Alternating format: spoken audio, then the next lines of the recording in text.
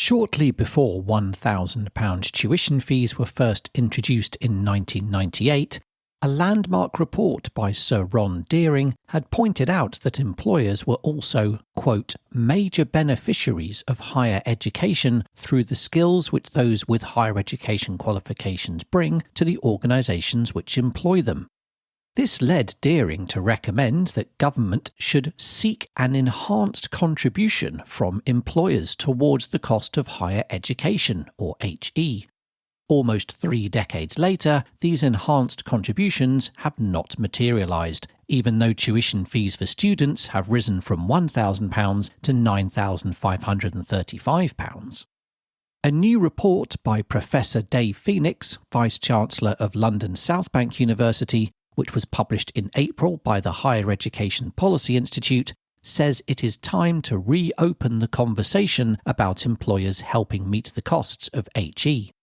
So, what exactly has Professor Phoenix proposed? Is it fair to ask employers to pay more towards the cost of HE, or are they already making a big enough contribution? And how likely is it that employers will be able to afford extra contributions when faced with so many other financial pressures? I'm delighted to be joined by Dave Phoenix to discuss his new report, and we are also joined by Johnny Rich, Chief Executive of the Engineering Professors Council, who has previously written about this fascinating and controversial topic. I'm Tom Richmond, and to decide whether employers should finally start making enhanced contributions towards the cost of HE, let's go inside your ed.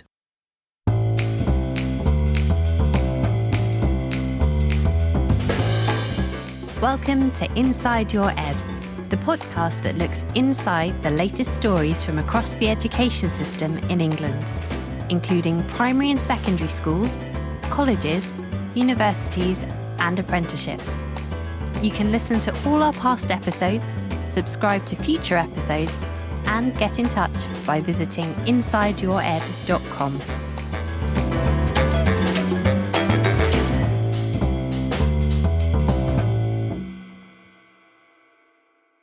Dave, your new report is called Increasing Employer Support for the Tertiary Skills System in England. And the report opens with a bit of a history lesson, I suppose, describing previous attempts to get employers more involved in post-18 education. So what was it that convinced you that greater financial contributions from employers are needed in the present day? And what mechanism did you choose to try and bring about those greater contributions? I think that's a big question, Tom, and there's probably 2 parts to the answer. The first is the way in which the world's changing and the requirements for skills, both now and in the future. And the second then is what that changing need for skills and higher education means in terms of how beneficiaries contribute. So if we just look at the skills needs, we've moved to a point where there's been massification of education. And while some people think that's a negative, actually we're not out of line with our comparators. And industry is reporting a significant skills shortage at higher education level. About 30% of vacancies are said to be down to skills shortages within industry. And 80% of companies are saying that they need to take on more graduates, they need more skills. And that's going to be compounded by the fact that the current government's focus, its key industries for growth, have a very high level of graduate demand. So areas like life sciences, computing, technology, etc. So this demand for higher education is real and it's not going to go away. And if anything, we need to not just maintain, but keep growing our higher education workforce. So that approach to higher education, that need for higher education, means that the way we used to fund it no longer works. So the state used to pay a significant amount, both in terms of grant to universities, but also grant to students. That's affordable when you only have a small percentage of the population, but when the demand's for many more, it's just not affordable. So the state, as one of the key beneficiaries of higher education, has shifted its focus. Instead of trying to fund everything, what it's trying to now do is focus its funding, in my view, on gateway qualifications. So those that people need to get started in life and in work. and on removing barriers to education. So in other words, by providing the loan systems that nobody is locked out of education because of finance. And they provide some strategic investment in some key subject areas. So the state shifted from funding everything to providing that kind of wraparound support in terms of accessibility and gateway access. And in doing that, it's transferred a responsibility for payment to students through the loan system. So students take out loans. When they start earning money, they pay back those loans to government. So they're making a really substantial contribution now to their education at degree level. But when you look at the benefits of education, it's not just the state through growth in the economy and the students through salary premiums. Businesses also benefit. And the economic analysis shows that for every 1% increase in training, a business's productivity increases by about 0.7%, and salaries go up about 0.3%. So the benefit to business is about equal to the benefit to students. So given there's a demand for business for people with graduate level skills, and that demand's growing, given the state's got to focus where it is focusing on access to education and support for gateway, given students are already contributing based on their benefit, it seems logical to argue that industry should also now contribute more than it has done ever in the past in accessing those skills and that potential, that talent. So in my report, there are two things that I point to from an employer perspective. I also talk about the need for universities to be engaged with employers and encouraged to engage with employers. But from the employer perspective, I've suggested two things.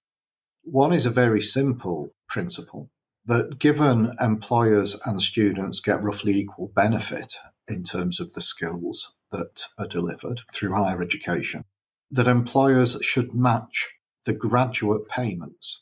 So a graduate starts contributing to their education once they've earned $25,000 and they make a payment after that. My suggestion is that employers match that payment at headline level. If they do that, so if you think about higher education at the moment, students and the state are contributing about £20 billion. It's a really significant investment. Of that 20 billion, students pay through the loan system about 3.6 billion. So in effect, what we'd be saying is that employers would contribute an equal amount, about 3.6 billion, by matching those payments.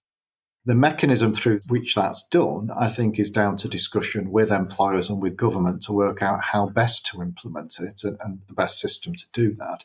But it's recognising those equal benefits. I think as well, though, the other thing I've suggested is it's not just about contributing to the cost of the graduate once they graduate, but one of the things industry often says is they want people to have greater awareness of their environment, their culture, their approach to delivery and putting those skills into action. So if we can get employers to contribute as well through provision of placements, through mentorship, through really engaging with students and universities during the educational journey. The other recommendation I've made is that there could be some form of tax credits that could be used to help facilitate that engagement. And it may well be that one option is to offset those tax credits against the payments that you'd be putting in through the graduate scheme. So there are a number of options you could play with that focus on incentives to get real engagement in the discussion and the delivery of the education, but some recognition through payment for the skills that business then benefits from. So your plan is that employers should essentially match fund any student loan repayments that their graduate employees make every month, and those matched funds should then be paid to the government to invest back into frontline provision, albeit perhaps through different means.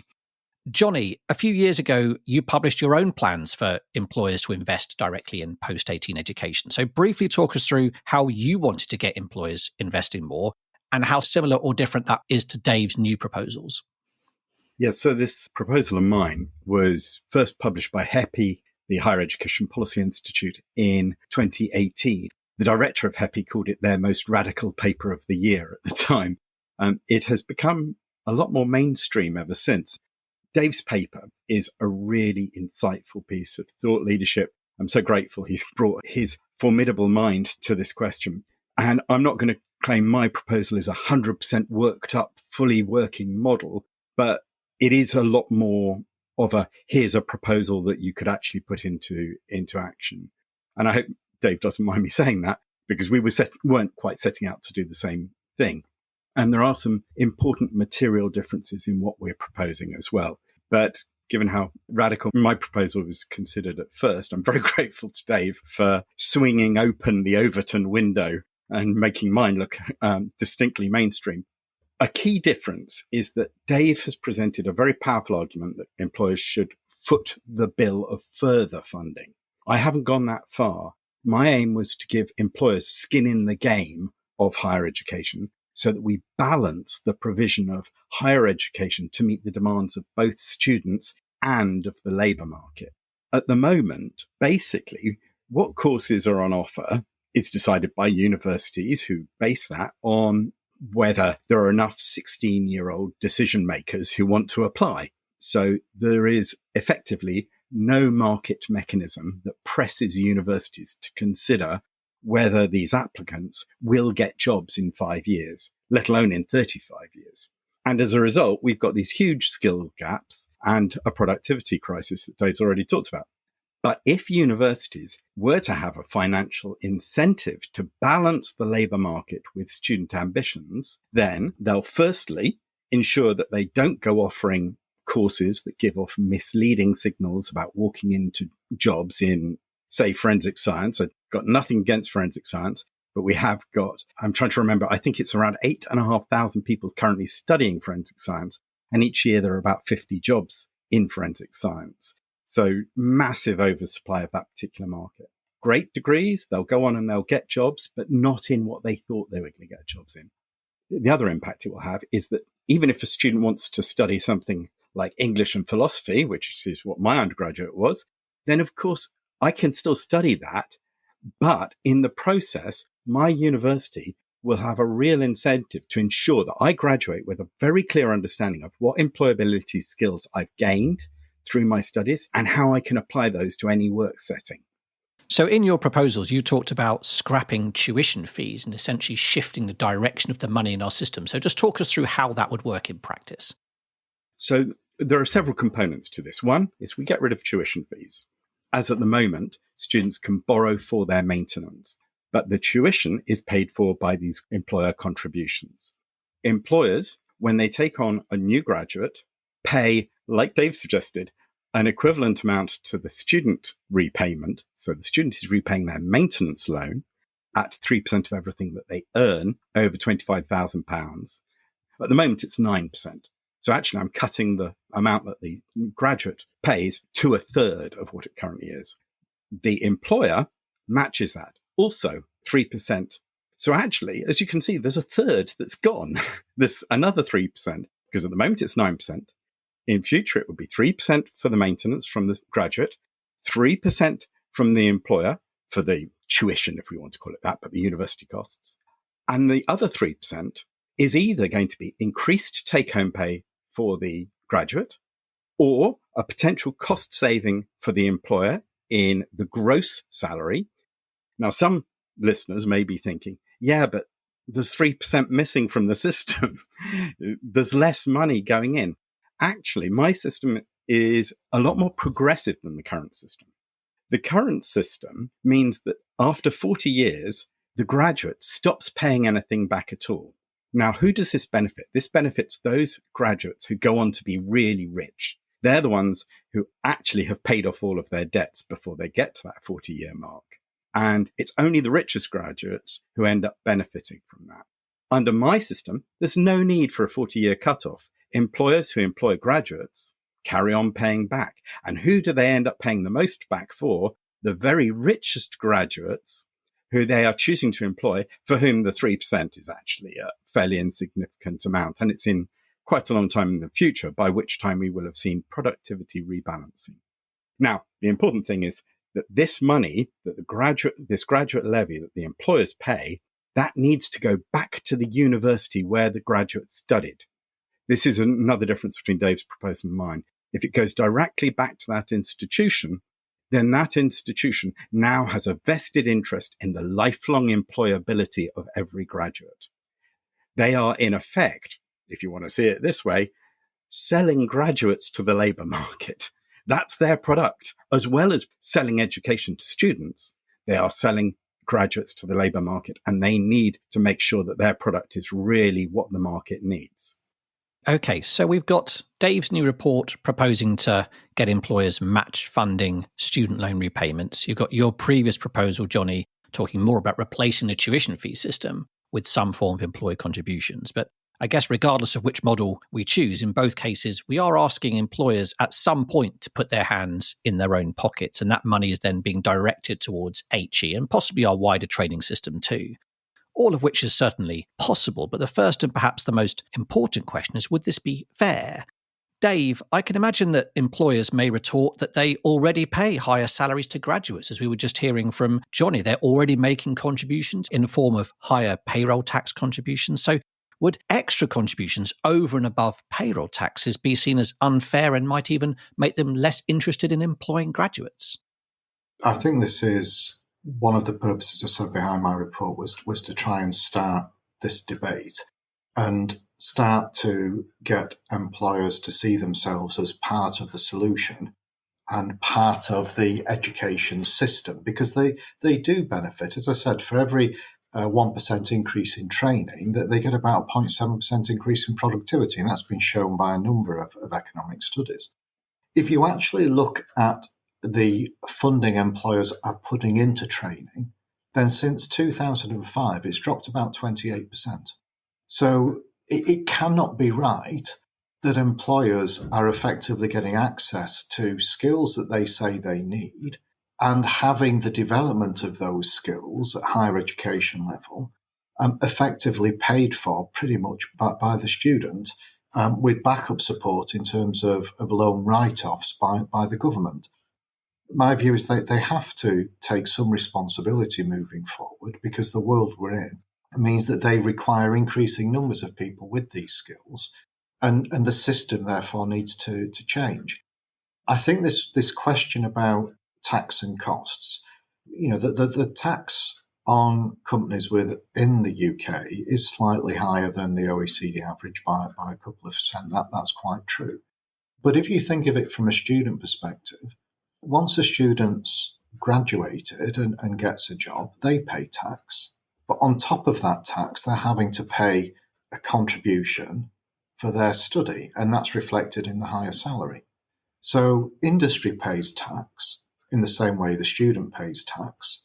But at the moment, industry doesn't make any additional contribution, and that can't be right.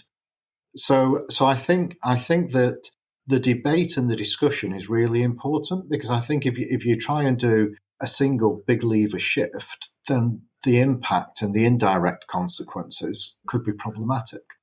But if the principle is understood that each of the beneficiaries, state, student and employer, should contribute, that with massification and the change of the system, higher education is no longer in the main paid for through taxation, it's paid for through student loans. The logic is that employers should also be asked to contribute. But in exchange, there should be incentives as well for them not just to contribute at the end, but to engage in the education itself through mentoring and through placements and other forms of engagement. So it's the totality of the package. It's getting to the point where if people understand the principle, and I personally don't believe there's strong arguments against the principle, that then moves you to debate, well, how do you implement that principle in a way that actually means that employers continue to benefit through growth, students continue to benefit as graduates through increased premium, state continues to benefit through economic prosperity, and also the secondary benefits that higher education brings in terms of health, reduced crime impact and other factors. And that's then when you start to move to a different model. So yeah, I think if there's a simplistic pushback, I don't think that holds in the current age. But we need to get over that and actually start thinking through, right, well, how do we implement this? And that requires work with employers to look at the best ways to do this so it's not overly bureaucratic and that it doesn't cause short-term damage. the money goes round in a circle. The money in the economy goes round in circles. And at one point, it might belong to the employer who pays their staff, who pays taxes, who pays the government, who pays for stuff that ends up with companies that then employ staff. And the money goes round and round. Now, where does the money get off the roundabout to pay for education? That really matters, because at the moment, the money, as Dave was saying, gets off the roundabout from the students' pockets in the form of a huge debt and out of the taxpayer's pocket in the form of a subsidy. It has stopped coming out of the pocket of the employer. And instead, the employer gives more money to the graduate to compensate them for having acquired this huge debt. But this puts to quote David Willetts's white paper, it puts students at the heart of the system. And we do want students at the heart of the system, but then it shouldn't be the only part of the system. In-work training has dropped by 28% in 20 years. And the cost of that skills training in society has ended up shifting from employers to student debt and taxpayer subsidies. And that's not fair on graduates. It's not fair on taxpayers. And it's meaning that employers, they're facing productivity shortages and skills gaps. The skills gaps currently in the UK currently account for 1 in 3 vacancies in the job market. That is ridiculous. We're trying to fit a square-shaped skills supply into a round-shaped skills hole, and it just won't go at the moment. Dave, what's your sense on the timing of all of this? You put forward this new report, some very interesting proposals, which certainly, as you say, there may be different mechanisms to actually achieve it in practice, but it's certainly not out of the question that it could be delivered. But what about the timing of this? Are your plans for employers to match fund student loan repayments going to have to wait, given all the pressures that employers are facing in terms of national insurance contributions and national minimum wage hikes? Or would you argue that there's actually nothing to be gained by waiting any longer, despite the wider environment? So I think this isn't a policy that you could simply flick a switch on. I think it's something where you need to bring people with you. And it needs to be part of a package that looks at how we change the way in which education is delivered and how it's recognised. So at the moment, there's a lot of change going on with the university sector. And there's an opportunity for increased differentiation in the university sector, with some universities starting to take much more of a focus on engagement with industry and development of programs. And some of those programs don't need to be full 3-year programs. They could be, equivalent to a year or shorter. So I think if the report was successful in getting the debate started and getting people to agree to a principle that the balance of responsibility has to be across employers, education providers, and students, then I think that enables you to start to pull together a group to look at what that could mean in terms of the implementation of that. And I think it would be timely to start that now, because the government's talking about bringing something called the lifelong learning funding with it loan within the next year or two, which is a way of funding, instead of whole degrees, chunks of degrees, equivalent to about 1/3 of a traditional year of study. So that gives a mechanism, as I've outlined in my report, to consider how you engage with universities to get them to think differently about the types of courses they deliver and how flexible those courses could be and how they could align with industry. At the same time, you start to think about, well, how do you engage with industry? How do you not just look at taking funding in terms of the contribution I've talked about, but how do you incentivize engagement to drive place-based improvement in terms of both skills creation and skills demand by greater growth? So I think in some ways I disagree with the point that we should implement this now and there's all these challenges, because actually we're not in a position to implement it now. What we are in a position to do is bring together key stakeholders to work out how we can implement it. And that's going to take a number of months, if not a year or so, to pull together a cohesive plan, one that's got buy-in from all the key parties, including things like small medium enterprises, which are the mainstay of our economy, and which don't have the resource to really engage in a lot of these debates and are also suffering from skill shortages. So I think the question's the wrong one. The question is, how do we actually get to the point where we can look holistically at the contribution and the way in which we get engagement from employers and from educational providers to help improve things, not just for individuals, but for society? So even if we need to delay the timing to make sure we get all the stakeholders around the table, I suppose one way to potentially bring more people around the table is to offer employers something in return for these extra financial contributions. And Dave, you already mentioned this idea of maybe offering some kind of tax credits to bring employers with you. Do you think that is going to make a tangible difference, or do you think that might just be something that employers don't see as central to the kind of proposals that you're putting forward? But that's why I think you need to work with employers to have the discussion about how you would implement this. Because if you brought tax credits in, then the employers need to be able to see a benefit to having those tax credits.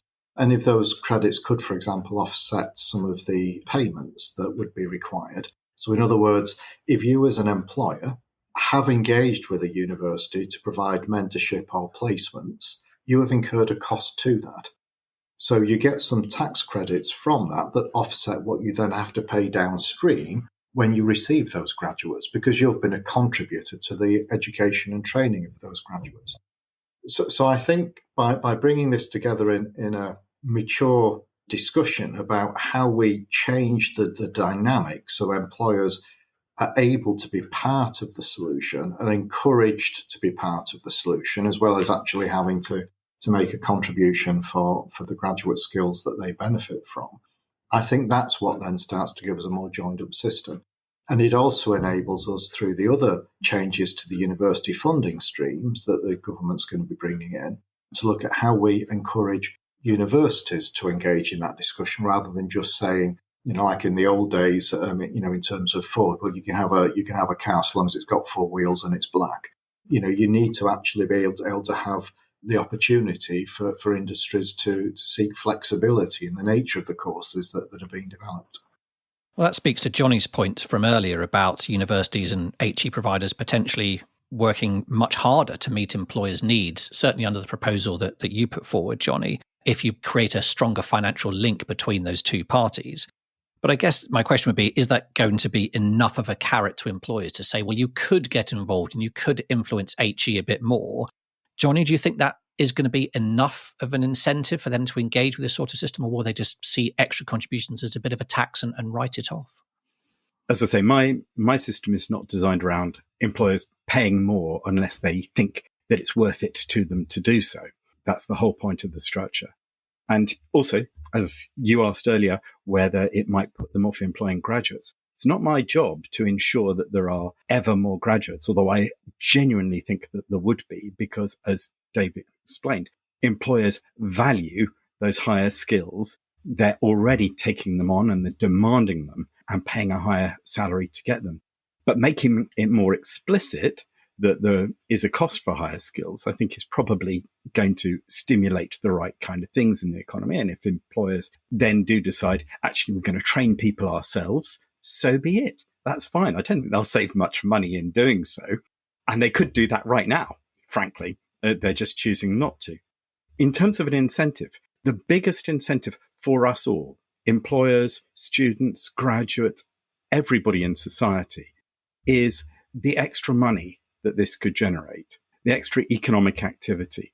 Because my proposal, actually, those independent economists who did the modelling for HEPI suggested it would generate an extra £8 billion for every cohort going through university. Just half of that amount would be needed to bring university funding back up to manageable levels, to reintroduce maintenance grants and to raise maintenance loans to a more reasonable level. Just half of that. And then the other half is available for all sorts of other gains for businesses as well. This may look like magic. How do you just change where the money comes off the merry-go-round and create so much money? But the point is, this isn't utopia. This is how investment in human capital works. That's the point.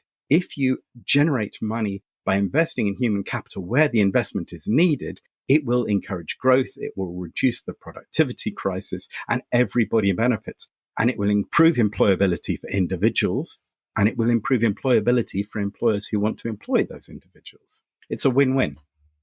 Okay, we are almost at the end of this episode, so it's time for one last question from me. The government's spending review will be published on June the 11th, and the financial sustainability of universities and other HE providers is clearly one of the most high-profile challenges facing the government at the moment. The HE sector is desperate for more investment, but I think we can expect some pushback from employers if they are asked to chip in more.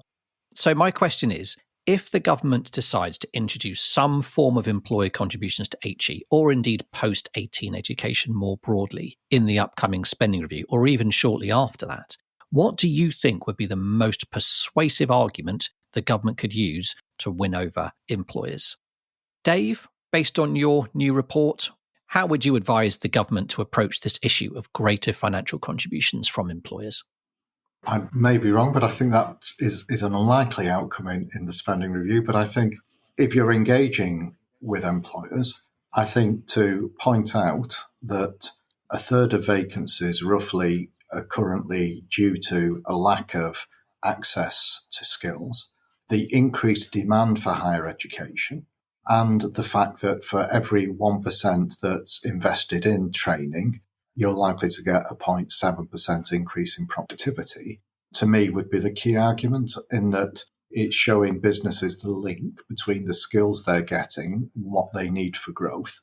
I think also, actually, the majority of employers aren't opposed to engaging in this scheme, and they would engage with that more moral debate about equal contribution with students. I think that what can frustrate industry, quite understandably, because, I'm running a large organisation as a university, so, you have similar challenges to business, is if you get a policy decision that comes in very suddenly and without the time to look at the implications and how you implement it. So I think link it to the growth and the importance of skills for the future.